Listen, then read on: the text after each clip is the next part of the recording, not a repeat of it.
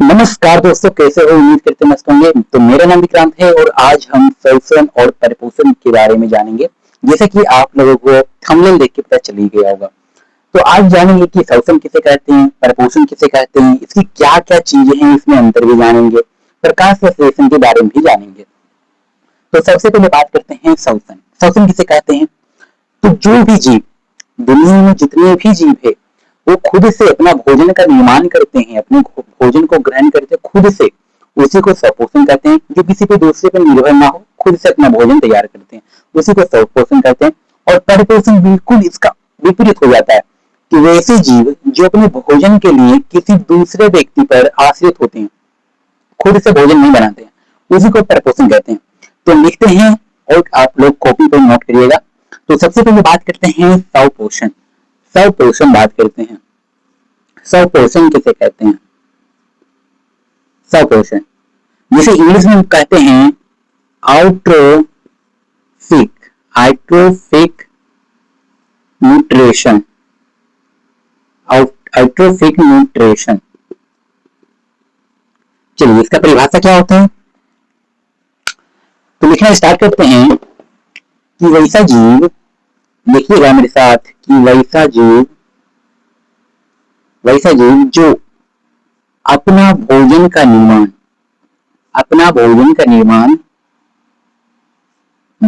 निर्माण खुद से करता है, जो अपना भोजन का निर्माण खुद से करता है। इसको इतना तक ही लिख सकते हैं, लेकिन अगर आपको परिभाषा और ज्यादा बढ़ानी है तो आप लिख सकते हैं कि वैसा जीव जो अपना भोजन का निर्माण खुद से करता है और किसी दूसरे जीव पर आश्रित करता है तथा किसी दूसरे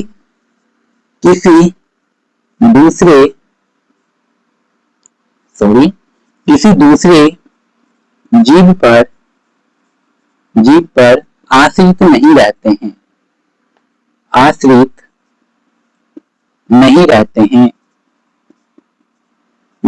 हैं, उसे ही हम स्वपोषण कहते हैं या स्वपोषी कहते हैं। उसे स्वपोषी कहते हैं। स्वपोषी या स्वपोषण एक ही बात हुआ कहते हैं। अच्छा, क्या इसका उदाहरण आप बता सकते हैं? क्या आप स्वपोषण का उदाहरण बता सकते हैं? तो बोलोगे हाँ, जितने भी दुनिया में जितने भी पेड़ पौधे हैं। नहीं भाई, जितने नहीं है। जैसे कबक बोले तो वो एक मृत जीवी है। गोबर छत्ता बोले, जैसे गांव की भाषा में छाती भी बोलते हैं, तो वो जो मृत जीव है, ये स्वपोषण है। उसे हम वो परिपोषण है, उसे हम स्वपोषण नहीं बोल सकते। स्वपोषण की बात करें तो ओनली बड़े बड़े जो पेड़ पौधे हैं उसी को हम बोल सकते हैं। तो बड़े बड़े पेड़ पौधे क्या हो सकते हैं? जैसे लिखिए, डायरेक्ट पेड़ और पौधे भी होते हैं, बहुत ज्यादा पौधे। क्या और कुछ हो सकते हैं? हाँ, हो सकते हैं, लेकिन सिर्फ पेड़ पौधे ही याद रखिएगा, लिख दीजिएगा अभी। अच्छा, ये तो रहा स्वपोषण, यानी कि इसका जो परिभाषा है कि वैसा जीव जो अपना भोजन का निर्माण खुद से करता है तथा किसी दूसरे जीव पर आश्रित नहीं रहते हैं, उसे स्वपोषी कहते हैं। अब परिपोषी का परिभाषा लिखते हैं, परिपोषण किसे कहते हैं? अगला लिखिएगा, परिपोषण किसे कहते हैं? परिपोषण जिसे इंग्लिश में हम लोग कहते हैं हेट्रोफिक न्यूट्रिशन। तो इसका परिभाषा क्या है, चलिए जानते हैं। तो इसमें इसका विपरीत हो जाएगा, स्वपोषी जीव का विपरीत परिपोषी जीव हो जाएगा। तो लिखेंगे हम लोग कि वैसा जीव जो अपना भोजन का निर्माण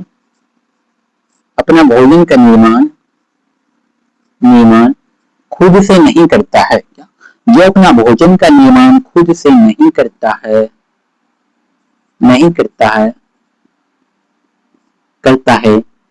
और यहाँ पर भी जस्ट इसका विपरीत लिखेंगे, तथा किसी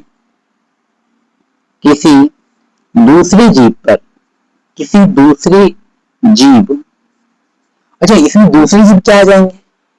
सपोषी, विकास सपोषी आते हैं, ठीक है, याद रखिएगा। किसी दूसरे जीव पर आश्रित रहते हैं, आश्रित रहते हैं, रहते हैं, तो उसे क्या कहते हैं? उसे परपोषी कहते हैं। तो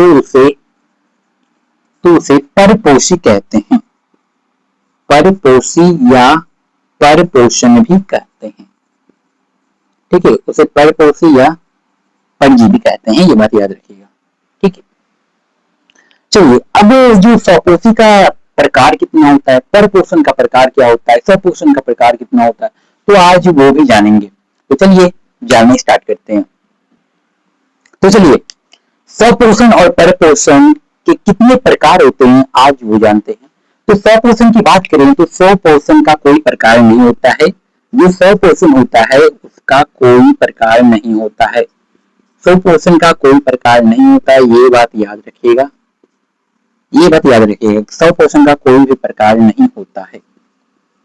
लेकिन अगर परपोषण की बात करें, अगर परपोषण की बात करें तो परपोषण 3 प्रकार के होते हैं। कितने प्रकार के? परपोषण 3 प्रकार के होते हैं। कौन कौन होते हैं भाई? तो लिखिएगा मेरे साथ लिखिएगा। नंबर 1 में लिखिएगा मृतजीवी। क्या? मृतजीवी। नंबर दूसरा में लिखिएगा, नंबर दूसरा में परजीवी, परजीवी। और नंबर तीसरा में लिखिएगा प्राणी, प्राणी समपोषी। लिखिएगा भोजी भी कहाँ, किस किस बुक में लिखा रहता है प्राणी समभोजी, पोषी लिखिए या फिर लिखिए प्राणी समभोजी, प्राणी समभोजी या प्राणी समपोषी जीव। ये प्राणी समभोजी जो बीटीसी बुक है, भारतीय भवन जो बुक है, उसमें प्राणी समभोजी दिया है, लेकिन ये प्राथमिक की बात करें तो उसमें दिया है प्राणी समपोषी। तो दोनों याद रखिएगा, ठीक है। अब जान लेते हैं कि मृतजीवी, परजीवी और प्राणी समजीवी कहते किसे हैं।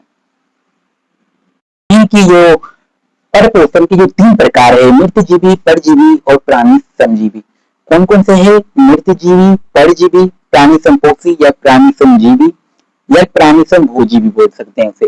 तो पहले बात करते हैं मृतजीवी पोषण किसे कहते हैं। तो वैसे जीव जो अपने भोजन के लिए किसी सड़े गले पदार्थ से अपना भोजन का निर्माण करते हैं। कोई सड़ गया, जैसे कि पुआल बोलते हैं, पुआल जिसे बोलते हैं, जिसे गांव की भाषा में भूसा बोलते हैं। तो जब भूसे सड़ जाते हैं, जब पुआल सड़ जाते हैं तो उसमें गोबर छत्ता उत्पन्न होते हैं। क्या? उसमें गोबर छत्ता उत्पन्न होते हैं और वही मृतजीवी से अपना भोजन का निर्माण करते हैं, उसी को परपोषण, मृतजीवी परपोषण कहते हैं।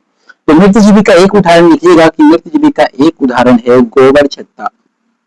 गोबर छत्ता जो होता है वो अपना भोजन का निर्माण किसी सड़े गले पदार्थ से करता है। और दूसरा याद रखिएगा कवक, दूसरा कवक याद रखिएगा। ये दोनों जो जीव है ना, ये मृतजीवी जीव है जो कि परपोषण के अंतर्गत आता है, मृतजीवी, और ये अपना भोजन किसी सड़े गले पदार्थ के द्वारा निर्माण करते हैं। अब दूसरा बात करते हैं परजीवी। परजीवी देखिए, परजीवी और परपोषण दोनों एक ही बात हुआ। परजीवी मतलब जो अपने भोजन के निर्माण के लिए किसी दूसरे जीव पे आश्रित रहते हैं उसे परजीवी कहते हैं।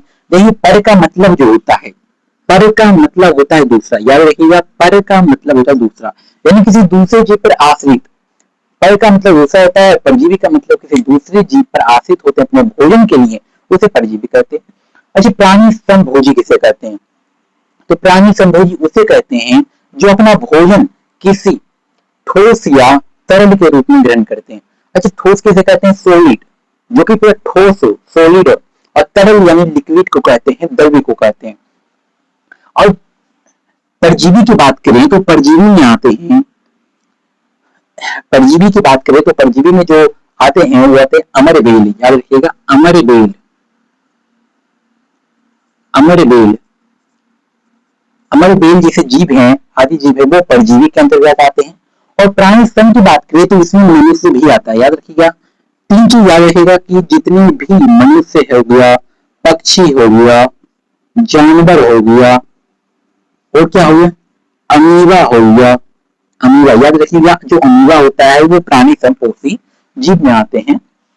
पैरामीशियम हो गया, पैरामीशियम, पैरामीशियम जो होते हैं ये भी प्राणी समपोषी जीव में आते हैं। प्राणी समजीव में आते हैं। तो प्राणी समपोषी का जो परिभाषा है वो है कि वैसे जीव जो अपना भोजन किसी ठोस या तरल के रूप में ग्रहण करते हैं। अच्छा, जितने देखिए आप खुद को नोटिस कीजिए, आप सुबह से क्या क्या खाएं, जितनी भी चीज खाएंगे वो ठोस या तरल के रूप में। अगर आप एक एप्पल खाएं तो वो ठोस है, अगर आप पानी पिए वो तरल है। गैस के रूप में आप कुछ भी नहीं खाएं। क्या खाते हैं? बिल्कुल नहीं, गैस के रूप में हम कुछ भी नहीं खाते। अरे ऑक्सीजन को छोड़ दो, वो तो अपवाद है, लेकिन जितने भी ठोस और तरल के रूप में हम खाते हैं, बाकी गैस के रूप में हम कुछ भी नहीं खाते हैं। तो ये रहा मृतजीवी, परजीवी और प्राणी समभोजीवी। अब इसकी परिभाषा भी जान लेते हैं। चलिए इसकी परिभाषा की ओर चलते हैं। परिभाषा तो वैसे हम बता दिए हैं, लेकिन हम इसका परिभाषा लिख देते हैं जो कि आप नोट्स में काम आएंगे। तो मेरे साथ लिखिएगा मृतजीवी का परिभाषा। लिखिएगा वैसे जीव, नीचे लिख रहे हैं वैसे जीव, वैसे जीव जो अपना भोजन का निर्माण, जो अपना भोजन का निर्माण, जो अपना भोजन का निर्माण किसी सड़े गले, किसी सड़े गले गले जीव से प्राप्त करता है, प्राप्त करता है, उसे हम मृतजीवी प्राप्त करता है तो उसे हम मृतजीवी मृतजीवी पोषण कहते हैं। मृतजीवी पोषण, पोषण मत लिखिएगा, पर पोषण लिखिएगा, पर पोषण कहते हैं, कहते हैं। इसमें जैसे क्या हो जाएगा, इसका उदाहरण क्या हो जाएगा? जैसे, तो जैसे लिखिएगा उदाहरण में, उदाहरण उदाहरण उदाहरण में आ जाएगा गोबर छत्ता, गोबर छत्ता, गोबर छत्ता। और दूसरा आ जाएगा कवक, दूसरा आ जाएगा कवक। चलिए अब बात करते हैं परजीवी पोषण। अब परजीवी पोषण की बात करते हैं। तो लिखिएगा वैसा जीव,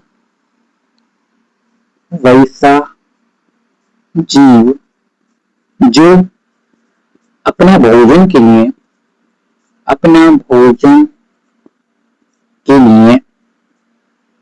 लिए किसी दूसरे जीव पर निर्भर रहते हैं, किसी दूसरे जीव पर निर्भर रहते हैं, निर्भर रहते हैं उसे, तो उसे परजीवी परपोषण कहते हैं। क्या? तो उसे परजीवी परपोषण कहते हैं, परपोषण कहते हैं। चलिए हो जाएगा कि वैसे जीव जो अपने भोजन के लिए किसी दूसरे जीव पर निर्भर रहते हैं परजीवी परपोषण कहलाते हैं। इसका उदाहरण क्या बता पाएंगे? हाँ, इसका उदाहरण लिखिएगा, उदाहरण पहला हो जाएगा अमरबेल, अमरबेल।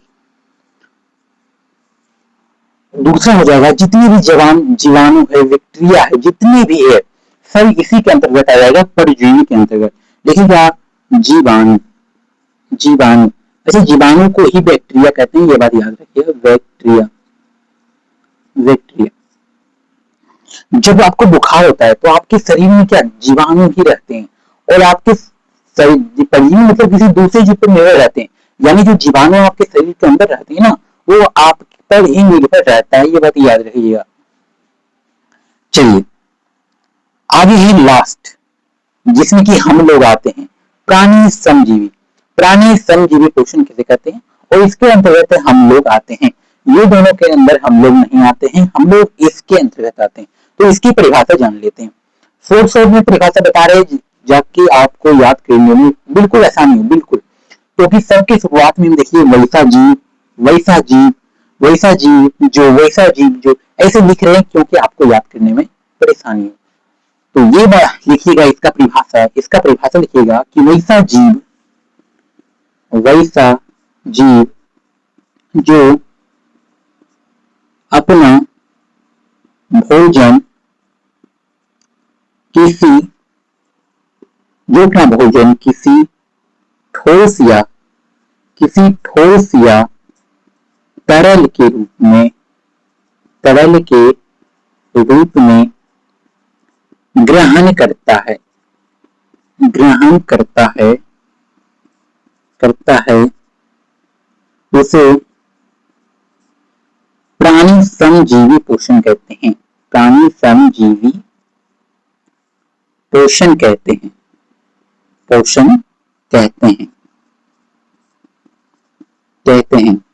इसमें उदाहरण क्या जाएगा? इसमें उदाहरण तो हम लोग जाएंगे भाई। तो लिखिएगा उदाहरण में आ जाएगा। सबसे पहले लिखिएगा मनुष्य, इसके उदाहरण बता दिए, फिर भी बता रहे कि मनुष्य, पक्षी, जितने भी हुआ पक्षी, जानवर, जो इंपॉर्टेंट उदाहरण है वही दिखा रहे हैं। फिर आ जाएगा अमीबा और लास्ट पैरामीशियम।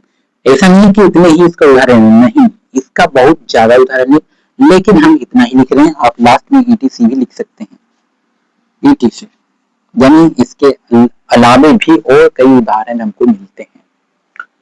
ये थोड़ा वीडियो ढूंढना आया होगा, कोई दिक्कत नहीं, उतना कर लीजिएगा।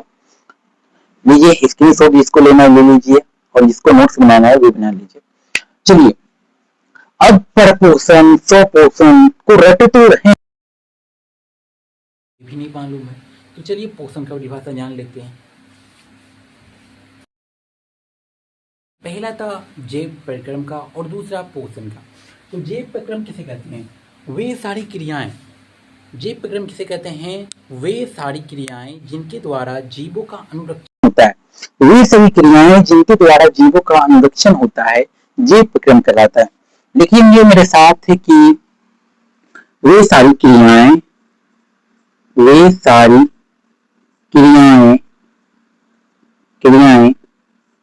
द्वारा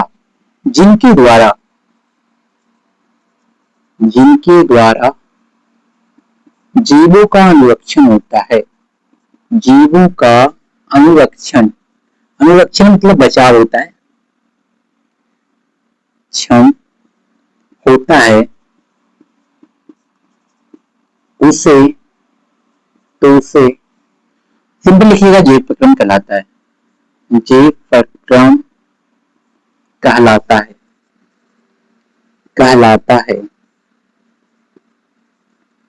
है। वैसे क्रियाएं जिनके द्वारा जीवों का अनुरक्षण होता है जैव परिक्रम कहलाता है। अच्छा, क्या इसका उदाहरण लिखेंगे? आप बोलेंगे बुक में तो नहीं दिया है। नहीं भाई, दिया है, लिखेंगे उदाहरण। पहला तो लिखिएगा पोषण, पहला पोषण ही लिखिएगा, दूसरा शोषण लिखिएगा, तीसरा परिवहन लिखिएगा, और चौथा उत्सर्जन।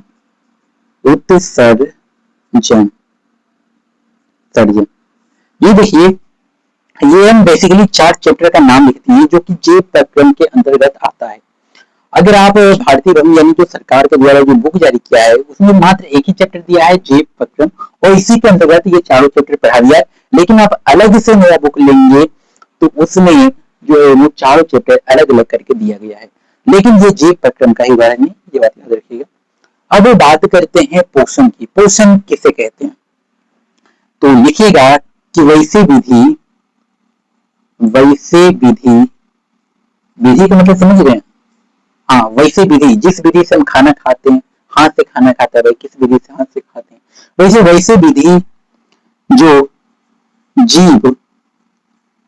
विधि जिनके द्वारा जीव, लिखिएगा वैसे विधि जिनके द्वारा जीव पोषक तत्वों को ग्रहण कर, पोषक तत्व मतलब भोजन ही समझिए, पोषक तत्वों को ग्रहण कर उनका उपयोग करते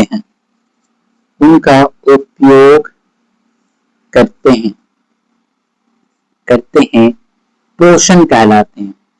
क्या कहलाते हैं? पोषण कहलाते हैं।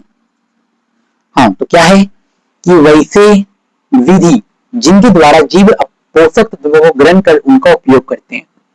जैसे कि बात करते हैं इसमें हम लोग भी आ जाएंगे कि वैसा जीव यानी हम लोग जीव हैं और पोषक तत्वों को यानी भोजन को ग्रहण करते हैं, खाते हैं और उनका उपयोग कैसे करते हैं। तो भोजन जब हमारे शरीर के अंदर जाता है तो ऊर्जा हो जाते हैं, वो ऊर्जा के रूप में संचित रहते हैं और हम लोग कुछ कर पाते हैं तो ऊर्जा के कारण नहीं कर पाते हैं, इसलिए कहते हैं उनका उपयोग हम करते हैं भोजन करके। भोजन हम लोग क्या खाते हैं, ऊर्जा हमको मिले, तो ऊर्जा क्या है, ऊर्जा का उपयोग करते हैं। तो वही बोल रहा है पोषण की वैसी विधि जिनको द्वारा जीव पोषक तत्वों को ग्रहण कर उनका उपयोग करते हैं, पोषण कहलाते हैं। जैव प्रक्रम की बात करें तो वे सारी क्रियाएं जिनके द्वारा जीवों का अनुरक्षण होता है जैव प्रक्रम कहलाते हैं। तो ये रहा। अब बात करते हैं कि शोषण और परपोषण में अंतर क्या है। शोषण और परपोषण में अंतर आखिरकार क्या है उसकी चर्चा करते हैं। शोषण और परपोषण में अंतर जानते हैं। तो जब भी क्वेश्चन आए कि शोषण और परपोषण में अंतर स्पष्ट करें तो आपको सिंपल क्या करनी है, एक बॉक्स बना लेनी है, बीच में एक लाइन खींचनी है और एक यहाँ लाइन खींच देनी है और यहाँ पे लिखना है शोषण और इंग्लिश में कहते हैं ऑट्रोफिक न्यूट्रिशन और यहाँ लिखना है परपोषण हेट्रोफिक न्यूट्रिशन। इस तरह लिख लेनी है और अब इसमें अंतर स्पष्ट करनी है। ज्यादा नहीं 3 अंतर स्पष्ट करेंगे तो आपको नंबर मिल जाएगी और हम कोशिश करेंगे 3 से ज्यादा अंतर बताने की। तो चलिए सबसे पहले अंतर बोल लिखेंगे। जब कोई सबसे पहले अंतर बोले तो परिभाषा लिख देना है और एक उदाहरण लिख देना है, बस खत्म है, एक अंतर हो जाएगा। तो यहाँ लिखेंगे शॉर्ट में परिभाषा लिखना, ज्यादा लॉन्ग में मत लिख देना कि वैसे जीव, सिंपल लिखना कि वैसे जीव, ये अंतर हम बता रहे, ठीक है। वैसे जीव जो अपने भोजन के लिए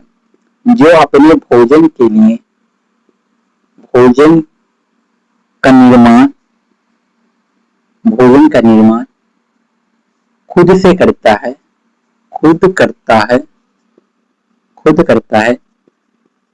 शोषण कहलाता है। या फिर इतना ज्यादा नहीं लिखना है, थोड़ा नॉर्मली लिखिएगा तो लिखिएगा कि जो अपना भोजन का निर्माण खुद करता है। सिंपल लिखिएगा, इसको मिटा दे रहे हैं। सिंपल लिखिएगा कि जो अपना भोजन का निर्माण खुद से करता है उसे ही सपोषण कहते हैं। लिखिएगा कि जो अपने भोजन का निर्माण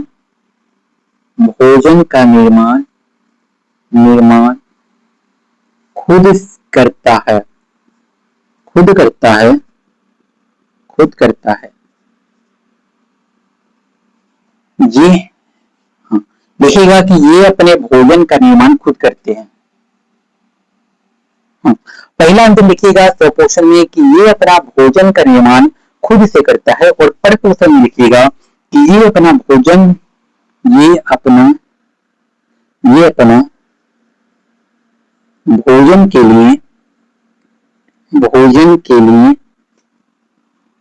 किसी दूसरे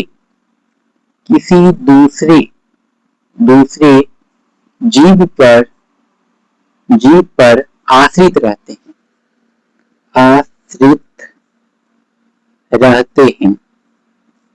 रहते हैं। इस सपोषण में लिखिएगा कि ये अपने भोजन का निर्माण खुद से करता है, लेकिन परपोषण में लिखिएगा कि ये अपने भोजन के लिए किसी दूसरे जीव पर आश्रित रहते हैं।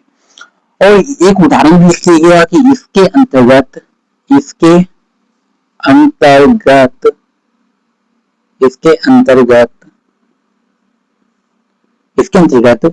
पेड़ पौधे आते हैं। इसके अंतर्गत पेड़ पौधे आते हैं और इसमें लिखिएगा कि इसके अंतर्गत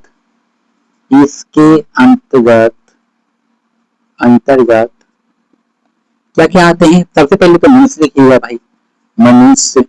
उसके बाद लिख दीजिएगा अमीबा। उसके बाद लिखिए गोबर छत्ता। फिर लिखिएगा अमरबेल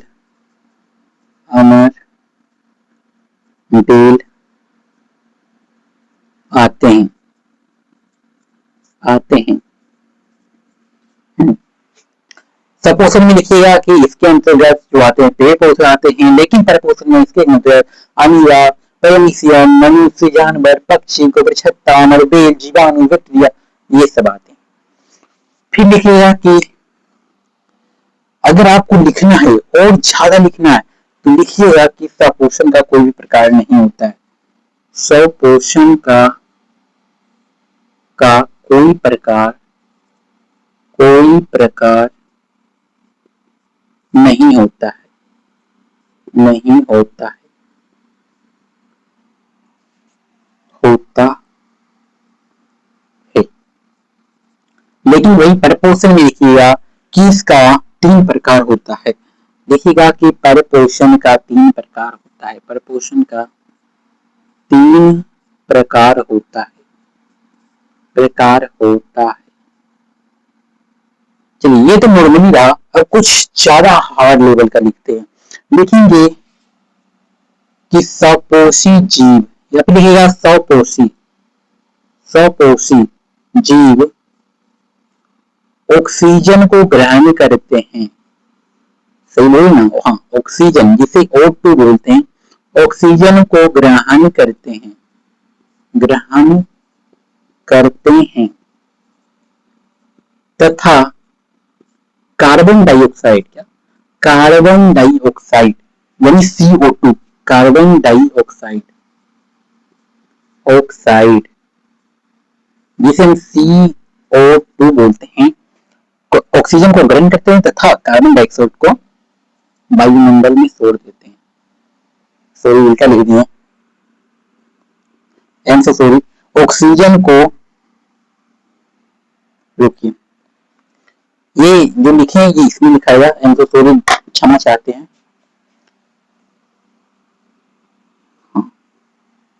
चलिए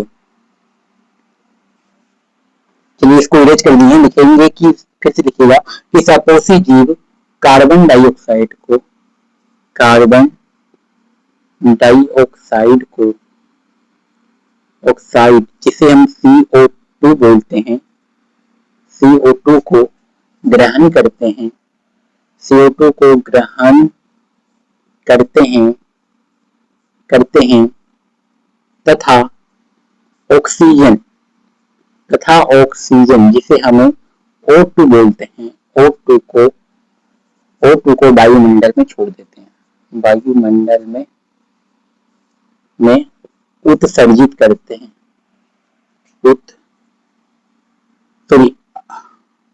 छोड़ देते हैं, डायरेक्ट लिखेगा, छोड़ देते हैं, या फिर उत्सर्जित भी लिख सकते हैं। लेकिन जो सपोषण के जस्ट अपोजिट परपोषण होता है, तो इसमें जस्ट इसका अपोजिट लिखेंगे कि परपोषण पर, सॉरी, परपोषी जीव, पोषण मत लिखिएगा, परपोषी जीव ऑक्सीजन को ग्रहण करते हैं। हम इसका परिभाषा उसमें लिख लेते हैं, क्षमा चाहेंगे उसके लिए। O2 को ग्रहण करते हैं, ग्रहण करते हैं, करते हैं तथा carbon dioxide, carbon dioxide, oxide को छोड़ते हैं, छोड़ते हैं। हाँ, इसमें लिखिएगा परपोषण में कि परपोषी जीव जो होता है वो ऑक्सीजन को ग्रहण करते हैं तथा कार्बन डाइऑक्साइड को छोड़ देते हैं। तो ये रहा कुल 4 अंतर सपोषण और परपोषण में। अब एक टॉपिक बचा है, वो जान लेते हैं कि प्रकाश संश्लेषण किसे कहते हैं। जी हाँ, फोटोसिंथेसिस जिसे हिंदी में प्रकाश संश्लेषण बोलते हैं, किसे कहते हैं, उसकी परिभाषा थोड़ा सा जान लेते हैं, फिर ये वीडियो को एंड कर देंगे। अब जानते हैं प्रकाश संश्लेषण किसे कहते हैं, जिसे इंग्लिश में फोटोसिंथेसिस कहते हैं। तो इसका परिभाषा जो है बिल्कुल सिंपल है, आप पढ़ेंगे आपको याद हो जाएगा, रटने की कोई जरूरत नहीं है। लिखिएगा मेरे साथ कि यहाँ पे लिख रहे हैं कि जिनके द्वारा, सिंपल लिखिएगा कि जिनके द्वारा पेड़, सॉरी, लिखिएगा पेड़ पौधे जिनके द्वारा अपना भोजन का निर्माण करते हैं, अपना भोजन का निर्माण करते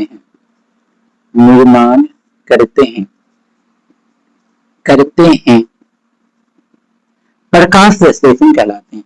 सिंपल है, बस यही कि पेड़ पौधे जिनका द्वारा अपने भोजन का निर्माण करते हैं उसे ही प्रकाश संश्लेषण कहते हैं, कहलाता है। ठीक है। अच्छा, हम लोग तो पेड़ पौधे से ऑक्सीजन लेते हैं, लेकिन जो पेड़ पौधे तो अपना भोजन जो होता है वो सूर्य के प्रकाश की रोशनी में यानी प्रकाश संश्लेषण की प्रक्रिया करके बनाता है, खुद से बनाता है। अच्छा, प्रकाश संश्लेषण की प्रक्रिया किसमें होती है?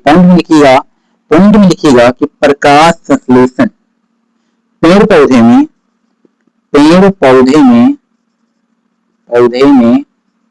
प्रकाश संश्लेषण की प्रक्रिया, प्रकाश संश्लेषण की प्रक्रिया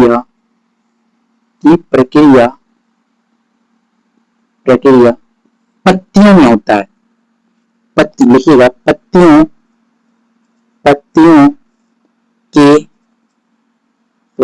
में क्लोरोप्लास्ट में होता है, क्लोरोप्लास्ट। अच्छा, क्लोरोप्लास्ट को हिंदी में क्या कहते हैं? क्लोरोप्लास्ट को हिंदी में हरित लवक कहते हैं। हरित लवक में होता है। प्रकाश संश्लेषण की जो प्रक्रिया होती है वो पत्तियों में क्लोरोप्लास्ट, जिसे हरित लवक बोलते हैं, में होती है। अच्छा, पेड़ पौधे को जो भोजन बनाने में किस किस सामग्री की आवश्यकता होती है ये भी जान लीजिएगा। लिखिए यहाँ पे, पेड़ पौधे भोजन किस किस सामग्री से बनाते हैं? पेड़ पौधे में भोजन बनाने की सामग्री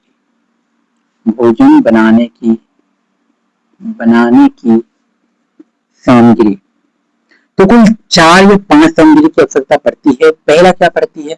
तो सबसे पहला लगता है प्रकाश संश्लेषण। अगर ये सब चीजें नहीं चाहिए ना तो पेड़ पौधे मर जाएंगे, कभी बढ़ा ही नहीं पाएंगे।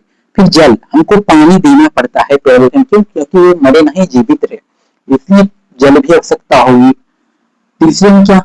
क्लोरोप्लास्ट, याद रखिएगा, क्लोरोप्लास्ट जिसे हिंदी में हरित लवक बोलते हैं, क्लोरोप्लास्ट की आवश्यकता पड़ेगी, जिसे क्लोरोफिल भी बोल सकते हैं। क्लोरोप्लास्ट या क्लोरोफिल भी बोलेंगे हम इसे। क्लोरोफिल की आवश्यकता पड़ती है। और चौथा क्या है? तो चौथा है CO2, जिसे कार्बन डाइऑक्साइड बोलते हैं। देखिएगा, कार्बन डाइऑक्साइड